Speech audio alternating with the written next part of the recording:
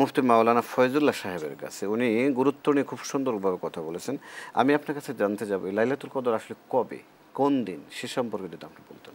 এটি অত্যন্ত গুরুত্বপূর্ণ বিষয় যে লাইলাতুল কদর কোন রাত্রিতে। নবী করিম সাল্লাল্লাহু আলাইহি সাল্লাম বের হয়েছিলেন লাইলাতুল কদরের রাত সম্পর্কে খবর দেওয়ার জন্য।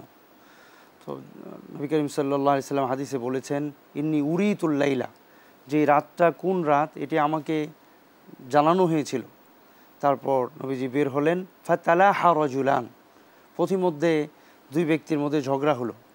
এই ঝগড়া নবীজি থামাতে গেলেন, তারপরে নবীজি সেই রাতের কথা ভুলে গেলেন।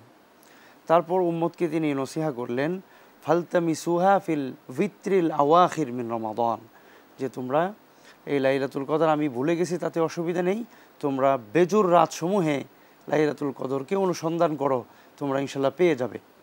তো নবী করিম সাল্লাল্লাহু আলাইহি সাল্লাম বিভিন্ন হাদিসে কোনো জায়গায় বলেছেন তাহাররুহা, এটাকে তোমরা খুঁজে খুঁজে দেখো, বের করো, হ্যাঁ, বেজুর রাতসমূহে।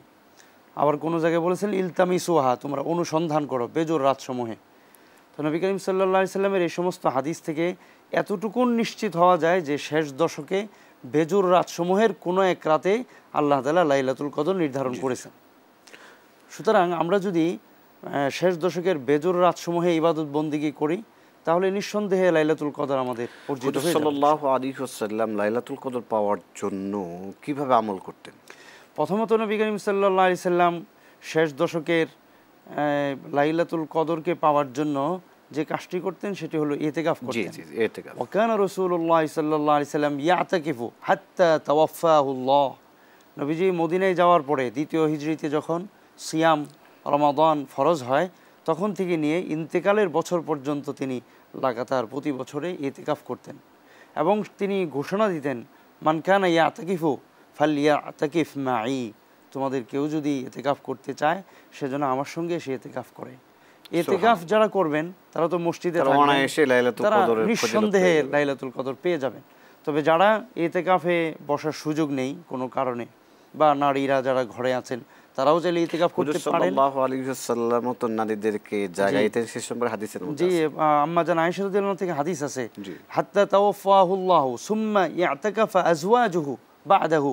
নবীজির ইন্তেকালের পরে নবীজির যারা সহধর্মিণী ছিলেন, স্ত্রীগণ ছিলেন, তারাও ইতিকাফ করতেন। সুতরাং নারীদের ক্ষেত্রেও ইতিকাফের বিধান আছে।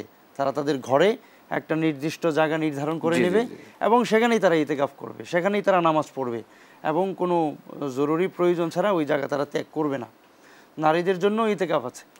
হুজুর সাল্লাল্লাহু আলাইহি ওয়াসাল্লাম তো লাইলাতুল কদর পাওয়ার জন্য হাদিসের মধ্যে সাদ্দা মিজার, মানে শক্ত করে কোমর বাঁধতেন, নিজে জাগতেন, পরিবার পরিজনকে জাগাইতেন। ধন্যবাদ আপনাকে। এ পর্যায়ে আমরা যাচ্ছি মুফতি মাওলানা গোলাম রাব্বি ইসলাম সাহেবের কাছে। আমি আপনার কাছে জানতে চাইবো, আপনি কয়েকটা আমলের কথা বলতেছিলেন, আরও কি কি আমল আমরা এই রাতে করতে পারি সে সম্পর্কে যদি বলতেন। আলহামদুলিল্লাহ, চমৎকার আপনি আলোচনা প্রশ্ন করেছেন। দেখেন, লাইলাতুল কদরটা বাণী হলো ইমানদার বান্দা এই রাত্রেবেলা যত ছোট্ট ছোট্ট, যত সূক্ষ্ম ছোট্ট নেকির কাজ আছে, ভালো কাজ আছে, সেইগুলো করতে পারে।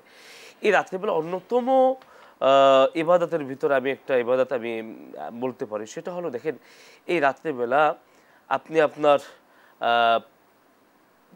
মানে মুরব্বী যারা যারা দুনিয়া থেকে বিদায় নিয়ে চলে গেছে তাদের কবর জিয়ারত আপনি করতে পারেন। দেখেন, আমরা কবর জিয়ারতের ব্যাপারে একেবারে ভুলে যাই। আমার দাদা, আমার মা, আমার বোন, আমার ভাই, আমার স্ত্রী, আমার সন্তান, এরা শুয়ে আছে। এই রাত্রেবেলা আপনি কবর জিয়ারত করতে পারেন। এই রাত্রেবেলা আপনি গরিবদেরকে দান করতে পারেন। এই রাত্রেবেলা আপনি তাসবিহ তাহলিল, বিশেষ করে আপনি এই রাতের বেলা আপনি যেটাকে বলে কোরআন তেলাওয়াতটা আপনি করতে পারেন।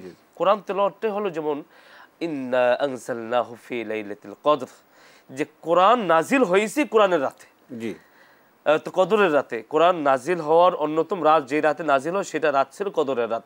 অতএব কদরের রাতে যে কোরআন নাজিল হয়েছে ওই রাতের বেলা কোরআন তেলাওয়াতের চাইতে শ্রেষ্ঠ ইবাদত হতে পারে না। অতএব এই রাতের বেলা যা কোরআন তেলাওয়াত করতে পারে তারা কোরআন তেলাওয়াত করবে। সালাত কিছুক্ষণ কোরআন তেলাওয়াত করলো, কিছুক্ষণ সালাত আদায় করলো, কিছুক্ষণ তাসবিহ পড়লো, হ্যাঁ, কিছুক্ষণ আপনি আবার প্রতিমধ্যে আমি আগেই বলেছিলাম যে দান সদকা করতে পারে। এই রাতের বেলা আরও চাইলে যার যেটা মনে চায়, যত বিশেষ করে দুরূদ শরীফ পড়তে পারে, যত ইবাদত আছে নফল ইবাদত সেগুলো সেই রাতের বেলা আদায় করতে পারবে, সমস্যা নেই ইনশাআল্লাহ।